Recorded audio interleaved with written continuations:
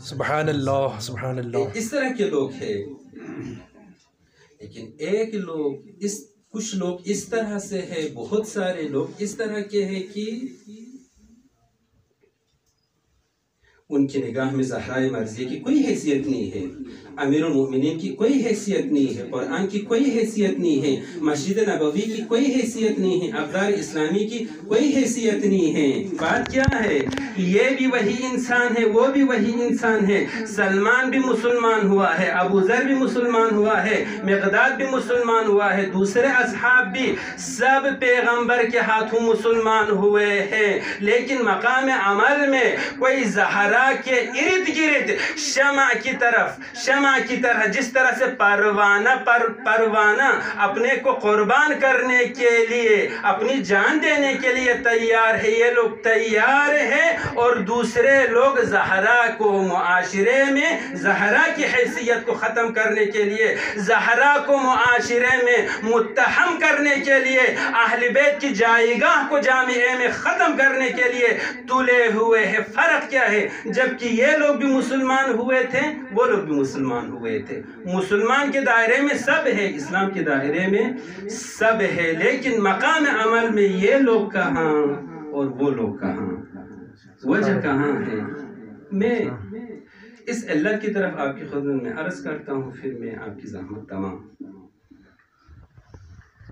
وجہ یہ ہے کہ سلمان کو اگر سلمان بنایا ہے، مقداد کو اگر مقداد بنایا ہے، دوسرے لوگوں کو یہاں تک اگر پہنچایا ہے، تو کس نے؟ ضعف ایمان اور ایمان کی کمزوری، ایمان کی مضبوطی. ایمان کیا ہے؟ ایمان یعنی ہدف پر یقین رکھنا، ہدف پر عقیدہ رکھنا.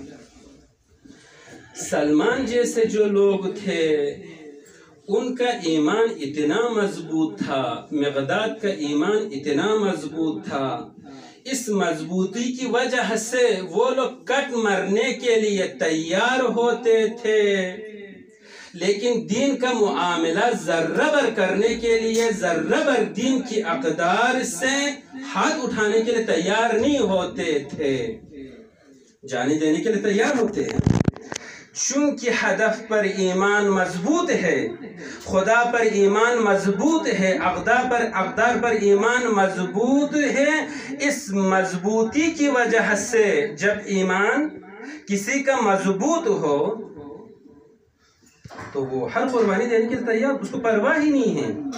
اس کو اگر پرواہ ہے تو صرف اپنے ایمان کی پرواہ ہے، ایمان کو بچانے کے لیے، ہدف کو بچانے کے لیے ہر چیز کی قربانی دینے کے لیے وہ تیار ہوتا ہے. لذا یہ جو حدیث ہے، دو حدیث، المؤمن نفسه اصعب من الجبل، مومن جبل سے طاقتور ہے. جبل میں اتنی طاقت نہیں ہے، پہاڑوں میں اتنی طاقت نہیں ہے جو طاقت مومن میں ہے. المؤمن کالجبل الراسخ لا تحرکه العواصف، مومن پہاڑ کی طرح ہے، مومن پہاڑ کی طرح ہے. طوفان، سیلاب، آندھی اگر ٹکرائے تو ممکن ہے خود چور چور ہو جائے. مومن کے ایمان میں، اس کے عقیدے میں تزلزل نہیں آنے والا ہے.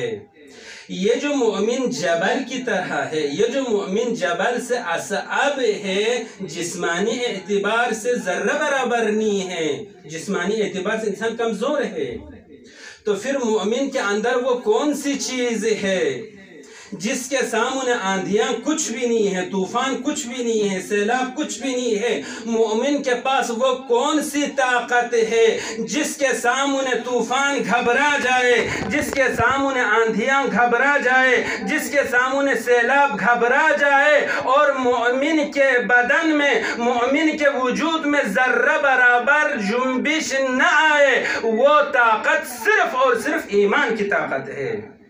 سبحان اللہ. جب ایمان مومن کا مضبوط ہوتا ہے، اس کو کہتے ہیں شکست ناپذیر. العزت للہ ولرسولہ وللمؤمنین. عزت کا معنی عزیز، خدا عزیز ہے یعنی خدا شکست ناپذیر ہے. یہ جو شکست ناپذیر ہے یہ خدا کی بھی صفت ہے، پیغمبر کی بھی صفت ہے اور مؤمنین کی بھی صفت ہے. مؤمنین کیوں شکست ناپذیر ہیں؟ چونکہ اس ایمان کی وجہ سے مؤمن کا سلسلہ خدا سے جڑا ہوا ہے. چونکہ خدا شکست ناپذیر ہے لذا جو اس سے جڑا ہوا ہو وہ بھی شکست ناپذیر ہے. اور ارتباطات کی دنیا میں ایمان کے حوالے سے مؤمنین کا رابطہ خدا سے مضبوط ہے. جس طرح سے خدا شکست ناپذیر ہے مؤمنین بھی شکست ناپذیر ہے ایمان مضبوط ہونے کی وجہ سے. سبحان اللہ. لیکن اس کے مقابلے میں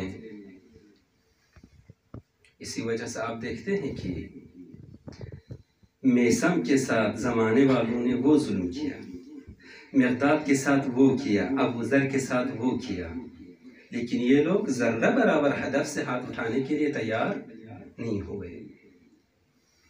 جبکہ اس کے مقابل میں جو لوگ تھے، اتنے سارے مسلمان تھے، اتنے سارے اصحاب تھے،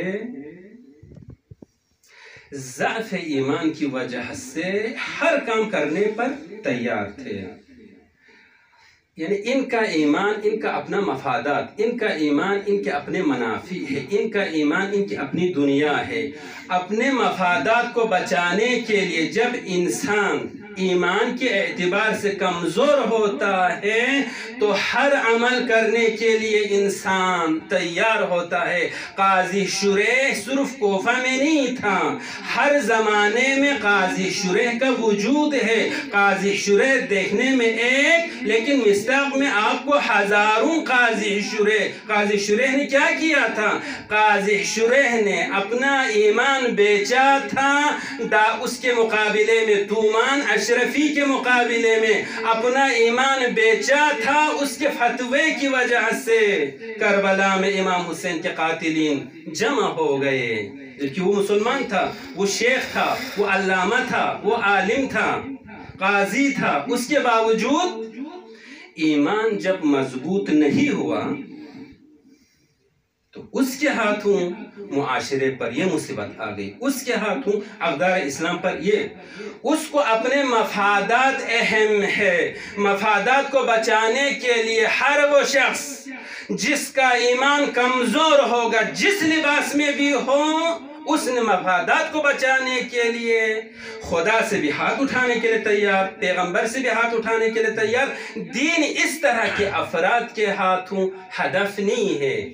دین اس طرح کے افراد کے ہاتھوں سوائے وسیلہ کے کچھ بھی دین کی حیثیت نہیں ہے. ایسے میں جب انسان، یہ ہمارے لیے مائع امتحان ہے، ایسے میں جب انسان اس کا ایمان کمزور ہوتا ہے تو کمزور ایمان کے اثرات، مضبوط ایمان کے اثرات، یہ خلاصہ دیکھ لیجئے گا. کمزور ایمان کے جو اثرات ہیں وہ یہ ہے کہ انسان آسانی کے ساتھ گناہ کرے گا، بالکل آسانی کے ساتھ گناہ کرتا ہے. گناہ کرنا اس کے لیے کچھ بھی نہیں ہے، جھوٹ بولنا اس کے لیے کچھ بھی نہیں ہے، 2 نمبری کام کرنا کچھ بھی نہیں ہے، تہمت لگانا کچھ بھی نہیں ہے، حیثیت کو پامال کرنا کچھ بھی نہیں ہے، اقدار کا کھیل کھیلنا اس کے لیے کچھ بھی نہیں ہے، زنا کرنا کچھ بھی نہیں ہے، مرتکب منکرات ہونا کچھ بھی نہیں ہے، آبروریزی کرنا کچھ بھی نہیں ہے، قتل کرنا کچھ بھی نہیں ہے. اس کی نگاہ میں جو سب کچھ ہے وہ اپنے مفادات ہے. اپنے مفادات جو اس کا ہدف ہے اس کو بچانے کے لیے وہ ہر چیز سے ہاتھ اٹھانے کے لیے. سیاست یہی ہے، آج کل کی دنیا کی سیاست یہی ہے. جب ایمان، تو ابھی ہم دیکھیں کہ ہمارے معاشرے میں اس وقت حضرت زہرا مظلوم ہے، مہجور ہے یا مہجور نہیں ہے. کتنی قربانی ہم حضرت زہرا کے لیے دینے کے لیے تیار ہے. آپ سے دفاع کرنے کے لیے، آپ کا دفاع کرنے کے لیے ہم کہاں تک تیار ہیں. اقدار اسلامی کا دفاع کرنے کے لیے ہم کہاں تک تیار ہیں. آیا ہم اپنے مفادات کو دیکھتے ہیں یا دین کے مفادات کو ہم دیکھتے ہیں؟ اپنے مفادات کے لیے کٹ مرنے کے لیے ہم تیار ہیں یا دین کے مفادات کے لیے کٹ مرنے کے لیے ہم تیار ہیں؟ جب پیغمبر کے چاہنے والے، پیغمبر کے وضو کے پانی کے قطرات کے تحفظ کرنے والے اصحاب کی یہ حالت ہے کہ پیغمبر کی بیٹی کے ساتھ ان کا اس طرح کا سلوک ہے، تو دوسروں سے کیا توقع ہم رکھیں؟ پیغمبر کی رحلت کو زیادہ دن نہیں گزرے تھے،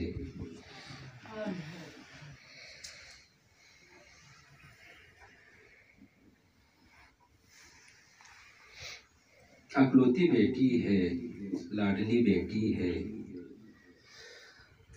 اور یہ وہ بیٹی ہے جس کے بارے میں پیغمبر کا یہ فرمانا تھا، فاطمہ تو بضعۃ منی، فاطمہ میرا ٹکڑا ہے، فاطمہ قلب مصطفیٰ ہے، قلب مصطفیٰ ہے، پیغمبر قلب کائنات ہے، فاطمہ قلب مصطفیٰ ہے۔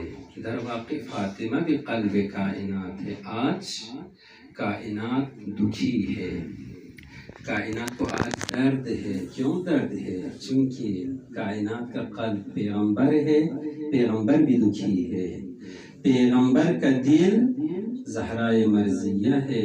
ذرا زہرائے مرضیہ کی طرف آپ دیکھیں، پیغمبر کی رحلت کے بعد اس بیوی کے ساتھ مدینے والوں نے، پیغمبر کے کلمہ گو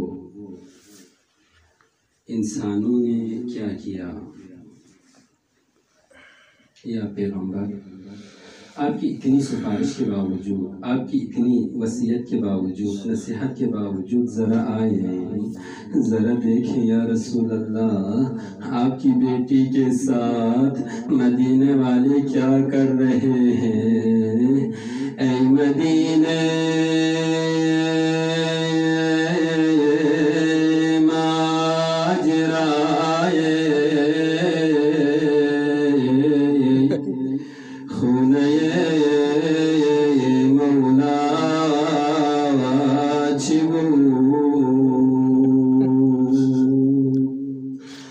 داستان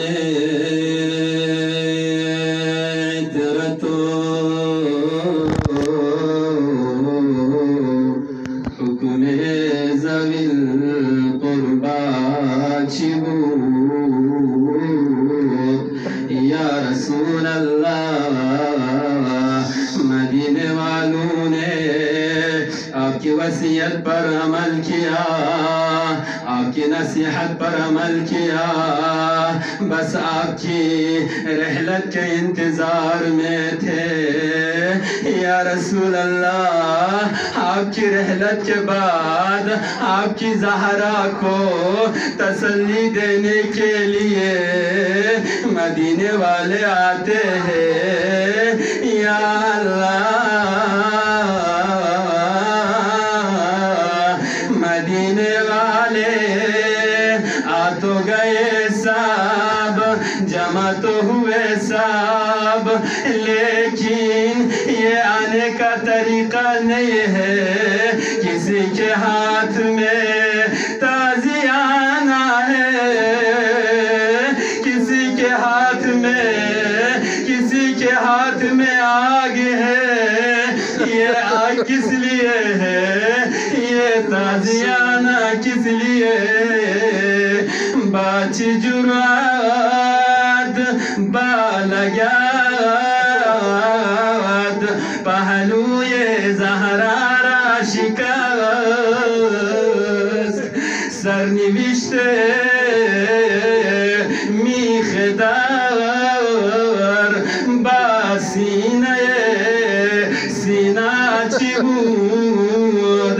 یا رسول اللہ، آپ کی بیٹی کے ساتھ مدینے والوں نے کیا کیا؟ ذرا آپ سنیں گے۔ یا رسول اللہ، دولت سرائے علی مدینے والے آتے، زہرائے مرضیہ کے دروازے کو جلاتے، اکتفا نہیں کیا، دروازے کو گراتے ہیں۔ یا اللہ یا اللہ دروازہ گرا لیکن کہاں گرا دروازہ زہرا پر گرتا